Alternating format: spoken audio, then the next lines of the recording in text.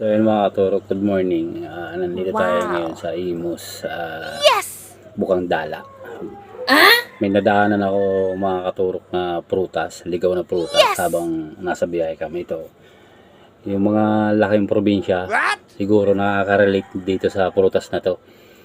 Kung tawagin to sa amin, kurumbot. Pero dito sa Tagalog, hindi ko alam kung anong tawag dito.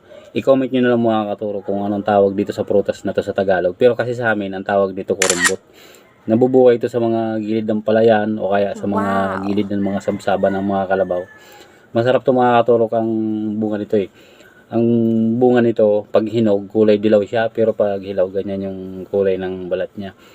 Ang lasa nito pag hinog, ano siya, maasim-asim na matamis. Pero may nakita ko dito pwede nang kainin. Ito siya oh. Ito. Masarap to mga katurok ha. Pwedeng tikman natin to eh. Ayan oh. Ayan yung tsura niya pag... Kaya lang to hilaw pa pero pwede na tong kainin.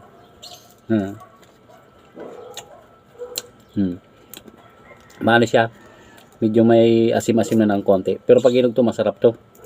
Ano to maasim-asim na matamis.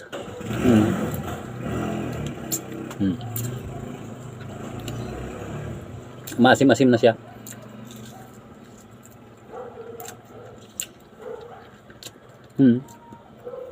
Yung mga laking mga probinsya, alam to kung anong prutas to eh. Kasi pag kami nung nag-aaral kami, pag napadaan kami sa gilid ng palayan, pag nakakita kami ng ganito, nag-aagawan kami sa ganitong prutas eh.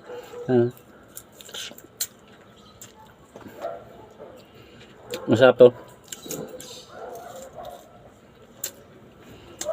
Ito yung itsura ng daon niya. Basta ang tawag nito sa amin, kurumbot eh. Di ko lang alam sa Tagalog kung anong tawag nito eh. So, ayun lang mga katurok. Nasa biyahe kasi kami, magpipick up kami dito sa Bukang Dala. So, yun lang mga katurok. Update ko lang. Thank you for watching sa lahat. God bless.